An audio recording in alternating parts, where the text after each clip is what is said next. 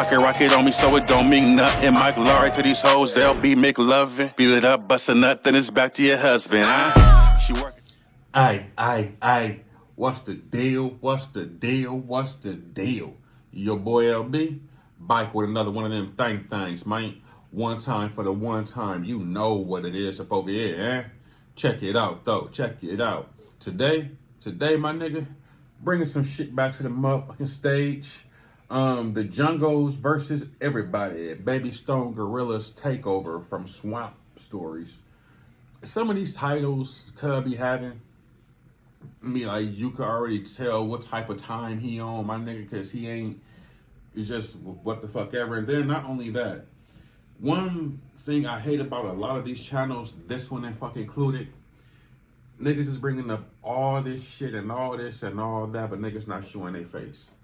Niggas that have a gang of goddamn shit to say, but niggas never show their goddamn face. Bringing up all these stories, all this shit when niggas ain't got shit to do with rapper shit some people don't know about or probably even forgot about. Never show their face.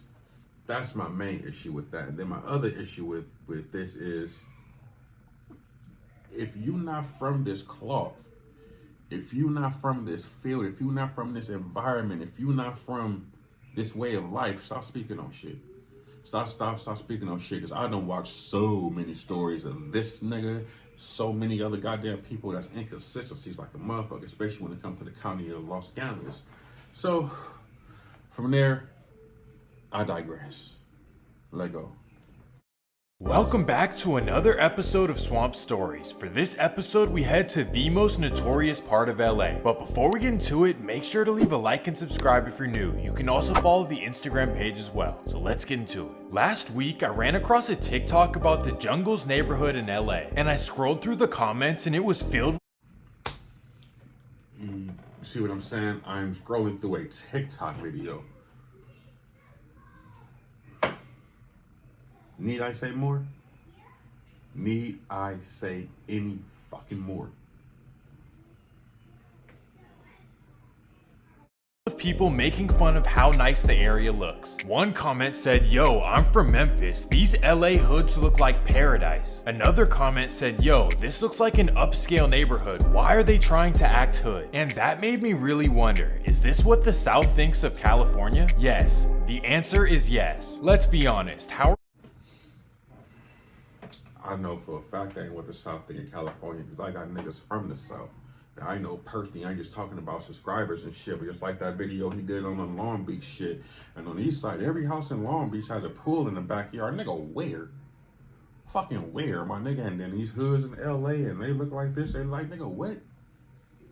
Drive through some nigga, it's, ooh. I be getting so mad watching these motherfuckers. Like I said, just the disrespect, my nigga. Are you gonna tell a dude from Memphis or Baton Rouge that this is the trenches? As a matter of fact, I don't think there's a city in the country with nicer hoods than LA. And I know people are going to get mad at this, but trust me, if you ever leave California, you'll see what I'm talking about. Once you leave, you'll see how ridiculous it is to live in a neighborhood like this and consider yourself being in the trenches. So, where are you getting your information from, bro? Where the fuck do niggas be getting their information? Like, this be, some niggas be showing, like when he did the Long Beach one, nigga, you showing goddamn Belmont Shore and some whole goddamn other shit. I've been to LA, my nigga. I lived in LA. I was born in LA. To this day, I still slide out to LA, my nigga. You...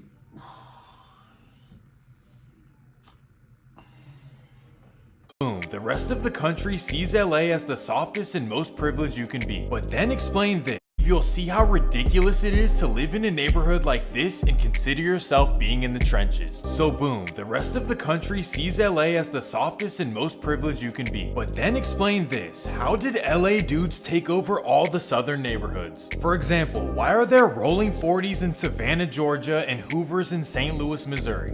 Be. But then explain this. How did LA dudes take over all the southern neighborhoods? For example, why are there rolling 40s in Savannah, Georgia and who?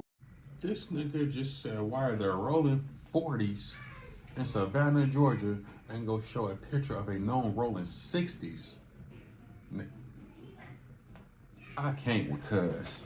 I can't with this nigga, bro. In St. Louis, Missouri. Every city in the South was taken over by LA over the past 30 to 40 years. And I say all that to say this: do not let the looks fool you. This is the real deal. So in this video, we're gonna cover the most infamous hood in LA. But before we get into it, let me run the intro.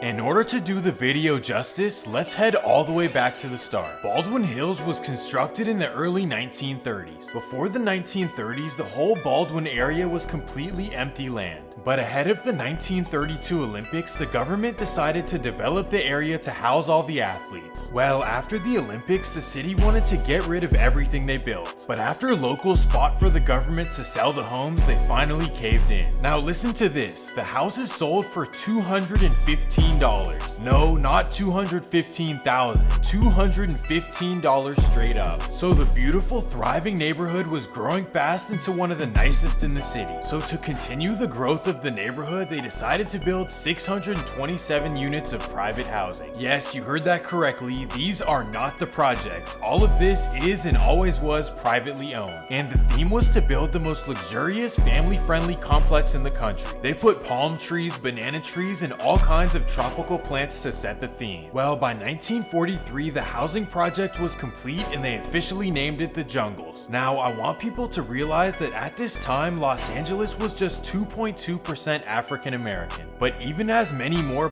See, now I will say when he be doing his little history shit on some of the shit he's accurate on. Cause that's documented history, well documented. Some of this street shit I be speaking on, and names and gangs and sets and this and that and that and this. I'm like, bro, you probably need to do some more goddamn search, but come on, let's finish this shit.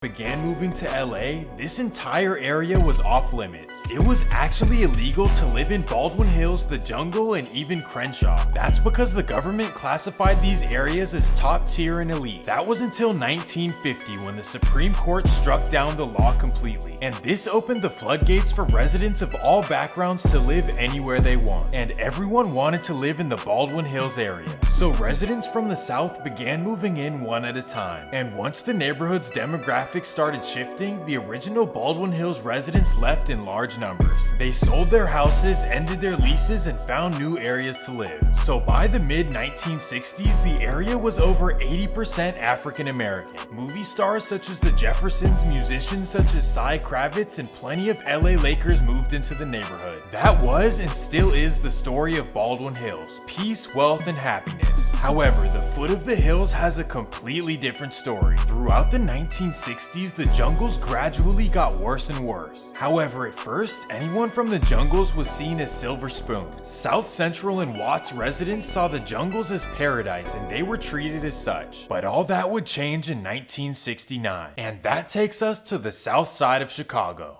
Specifically Blackstone Avenue, because that's where a group called the Blackstone Rangers originated. They started in 1961 as just a troubled group of teenagers, but by 1963 they became the most feared in the whole city, and for whatever reason they renamed themselves the Black Peace Stones, with the P representing peace. Well, one of the neighborhood kids began getting involved with them at just 11 years old, and once his mother found out, she instantly moved out to LA to escape the path her son was taking. So by then, the 14-year-old Chicago native was living in the Jungles, and quickly his mother learned that this was not the escape she had planned. Her son began going by T. Rogers, and his mission was to spread the Black Peace Stones to his... Moment of silence for the OG, for the fallen soldier, my nigga. Sometimes me, sometimes you, always us. Guys. New neighborhood. He was fierce, tough, and charismatic, so over the next year or so, the Jungles became Black P. Stone's territory. And after taking over the Jungles, they took over the Village Green apartments and then a neighborhood up the street as well. So by 1972, the Black P. Stones consisted of over 700 members. And on top of this, they claimed the largest territory out of any group in LA. The former Silver Spoon neighborhood was no longer such a peaceful place. So let me break it down. The Black P. Stones, also known as BPS, joined together with the Bloods and adopted the Red Rags as well. And this made them instant rivals with the Rolling 30s, who live right across Crenshaw Boulevard. And because of that, it also made them rivals with the Rolling 40s, who live directly below them. But most importantly, the Black P. Stones are cold rivals with 18th Street, maybe the most dangerous in the whole state of California. These guys are spread throughout the city and have thousands of members. So instantly, the Black P. Stones had their hands full, and the Jungles became the most dangerous place in the country. They were surrounded by rivals at every angle, and this made life miserable for everyone. Trust me, this isn't your typical video. This is the real deal. The Jungles may look nice, but there's nothing sweet about them. Now, obviously, See, what a lot of niggas don't understand about the Jungles, cuz, is it's literally one way in, one way out that motherfucker. That's what niggas don't understand about that shit. The shit you see in the movies, bro, that's real deal spill. Now, of course, they revamped some shits up over there, like you said, put some palm trees up, redid some of the apartments and all this and all that. They do it in every goddamn neighborhood, bro, but that don't change the demographics of this motherfucker. That don't change the demographics of this motherfucker. You smell me? I can't possibly cover everything that's happened. So in this video, I'm gonna cover some important events. One thing that makes LA different than the rest of the country is how random the incidents are. For example, someone from one side may have never met a rival in their life, but if he runs into someone he suspects is a rival, it's on sight no matter what. So you'd think that members would try to stay low or stay behind tint. But nope, the culture is to represent your side to the fullest, and if that means paying the consequences, then that's that. And that takes us to 2006, maybe LA's worst year. A man named Chris Avila decided to move into the Jungles earlier in the year, specifically an apartment on Pinafore Street, right in the middle of BPS' most active block. Well, Chris happens to be associated with 18th Street, however, he himself is not a member. That's the reason he felt comfortable moving into the Jungles. But here's the problem, BPS simply does not care. September 24th, 2006, Chris Avila picks up his daughters from school and heads back home. He parks in front of his apartment, gets out of the car, and opens the door for his 3-year-old daughter. Well, right up the street happens to be a BPS member named LaRon Lattimore, also known as Boogie. Boogie notices Chris, and for whatever reason, he assumes that he's a rival. So Boogie turns to his friend Jonathan Banks, also known as Gambino. He says, "You see that? There we go right there." Instantly, Gambino gets nervous and tells Boogie to take him home, but Boogie ignores him, so Banks jumps out of the car, turns to his friend Jonathan Banks, also known as Gambino. He says, "You see that? There we go right there." Instantly, Gambino gets nervous and tells Boogie to take him home, but Boogie ignores him,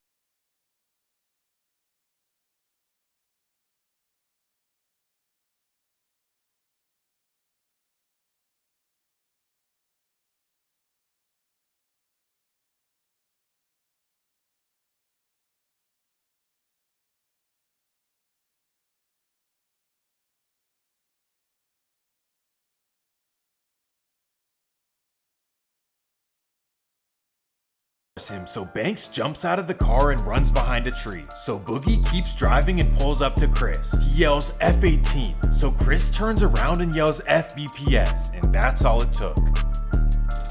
After the incident, Boogie drives away and Gambino runs inside his apartment, but BPS, and that's all it took.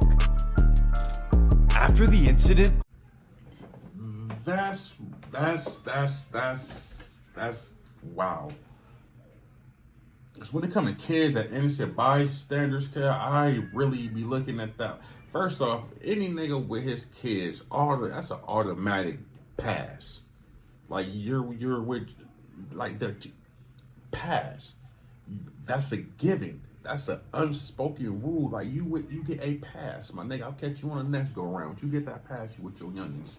And then hear some shit like this ain't the first time, because what it do, niggas don't be hitting their targets. Niggas don't hit their targets. It be the innocent, my nigga. Cause what Goldilocks say when the innocent die, it have your brain stuck.